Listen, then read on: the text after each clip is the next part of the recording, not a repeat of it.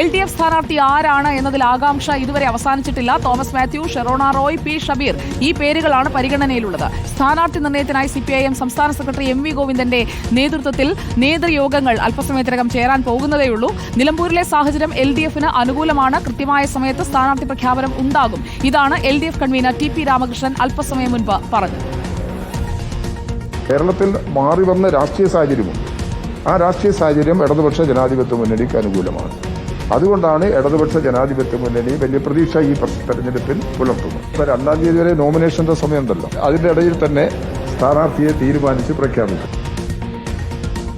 Sanio മനോമിയും Mubashir P അക്ബറുമാണ് LDF ക്യാമ്പിൽ നിന്ന് നമുക്കൊപ്പം തത്സമയം ചേരുന്നത്. Good evening guys. ആദ്യം സാനിയോ മനോമിയിലേക്ക്. സാനിയോ മനോമി, എന്താണ്, എവിടെയാണ് നിങ്ങളുടെ സ്ഥാനാർത്ഥി? ഇതുവരെ പ്രഖ്യാപിച്ചില്ലല്ലോ. സ്ഥാനാർത്ഥി ഉടൻ തന്നെ ഇങ്ങോട്ട് വരുമെന്ന കാര്യത്തിൽ യാതൊരു സംശയവുമില്ല സുജയ. ഏതായാലും ഇപ്പോൾ MV ഗോവിന്ദൻ മാസ്റ്ററുടെ അധ്യക്ഷതയിൽ ചേരുന്ന പ്രധാനപ്പെട്ട യോഗമാണ്. ആ യോഗം അല്പസമയം മുൻപ് നിലമ്പൂർ ഏരിയ കമ്മിറ്റി ഓഫീസിൽ തുടങ്ങിക്കഴിഞ്ഞു എന്നുള്ളതാണ്.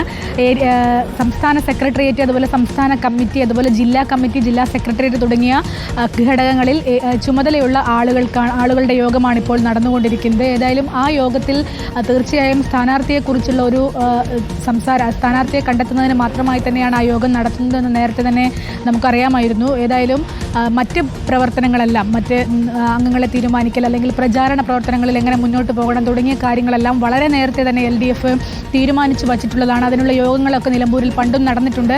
പക്ഷേ പിന്നീട് ആ യുദ്ധത്തിൻ്റെയൊക്കെ സാഹചര്യത്തിൽ ഇലക്ഷൻ ഉണ്ടാവില്ല എന്നൊരു പ്രതീക്ഷയിലായിരുന്നു.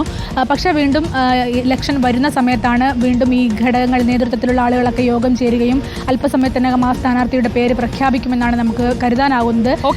സ്ഥാനാർത്ഥി ഷബീറോ, ഷെറോണ റോയോ, തോമസ് മാത്യു ആകട്ടെ സാധ്യത എത്രത്തോളമാണ് എന്നതുകൂടി അറിയണമല്ലോ. മുബഷിർ പി അക്ബർ ഇപ്പോൾ ഇടതുപക്ഷത്തിന്റെ കയ്യിലുള്ള മണ്ഡലമാണ്. പക്ഷേ അവിടുത്തെ MLA തന്നെ ഇടതുപക്ഷത്തെ ഉപേക്ഷിച്ച് രാജിവെച്ച് ഒഴിവാക്കിയിട്ടിരിക്കുന്ന സീറ്റിലാണ് ഉപതെരഞ്ഞെടുപ്പ് നടക്കുന്നത് എന്നുള്ള ഒരു വൈരുദ്ധ്യം കൂടിയുണ്ട്. സിറ്റിംഗ് സീറ്റ് അങ്ങോട്ട് പൂർണ്ണമായും പറയാൻ പറ്റുമോ എന്നൊരു ചോദ്യമാണ് എനിക്ക് ആദ്യം മുബഷിറിനോട് മുന്നോട്ട് വെക്കാനുള്ളത്. ഈ ഒരു സാഹചര്യത്തിൽ ഇടതുപക്ഷം പ്രതീക്ഷിക്കുന്നത് എന്താണ്? പ്രത്യേകിച്ചും CPIMന്റെ ഒരു സാധ്യത എത്രത്തോളമാണ് നിലമ്പൂരിൽ?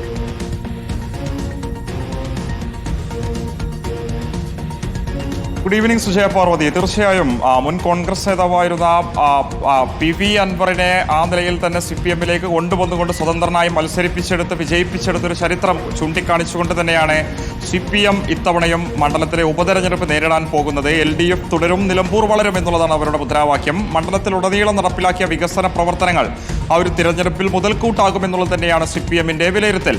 സംഘടനാ സംവിധാനം CPIMനെ സംബന്ധിച്ച് അത്രത്തോളം ഭദ്രമാണ്. ഇക്കഴിഞ്ഞ 2 തെരഞ്ഞെടുപ്പിലും അൻവർ എന്ന് പറയുന്ന സ്വതന്ത്ര സ്ഥാനാർത്ഥി പരീക്ഷണം വിജയിച്ചൊരു പശ്ചാത്തലത്തിൽ വീണ്ടും അത്തരമൊരു സ്വതന്ത്ര പരീക്ഷണത്തിന് CPIM മുതിരുമോ എന്നുള്ള നിലവിലെ സാഹചര്യത്തിൽ രാഷ്ട്രീയ കേരളം ഏറെ കൗതുകത്തോടെ ഉറ്റുനോക്കുന്നത്. അങ്ങനെയാണെങ്കിൽ ഒരു പക്ഷേ നേരത്തെ ആര്യാടൻ മുഹമ്മദിനോട് മികച്ചൊരു മത്സരം കാഴ്ചവെച്ച മുൻ കോൺഗ്രസ് നേതാവ് കൂടിയായിരുന്ന തോമസ് മാത്യുവിന്റെ പേര് തന്നെയാണ് പ്രഥമമായിട്ട് പരിഗണനയിലുള്ളത്. അദ്ദേഹം ചുങ്കത്തറ മർത്തോമ കോളേജിന്റെ മുൻ പ്രിൻസിപ്പൽ കൂടിയായിരുന്നു. അദ്ദേഹത്തിന്റെ പ്രതികരണം ഇന്ന് നമുക്ക് ലഭിച്ചിട്ടുണ്ട്. ഒരു പക്ഷേ നേതൃത്വം CPIM അത്തരമൊരു ആവശ്യം ഉന്നയിക്കുകയാണെങ്കിൽ, നിർദ്ദേശിക്കുകയാണെങ്കിൽ താൻ മത്സരിക്കാൻ തയ്യാറാണ് എന്നുള്ളത് തോമസ് മാത്യു ആദ്യമായിട്ട് പ്രതികരിച്ചിട്ടുണ്ട്. അതോടൊപ്പം തന്നെ നിലമ്പൂരിൽ അൻവർ ഒരു ഫാക്ടറല്ല എന്നും തോമസ് മാത്യു പറഞ്ഞു വെക്കുന്നുണ്ട്.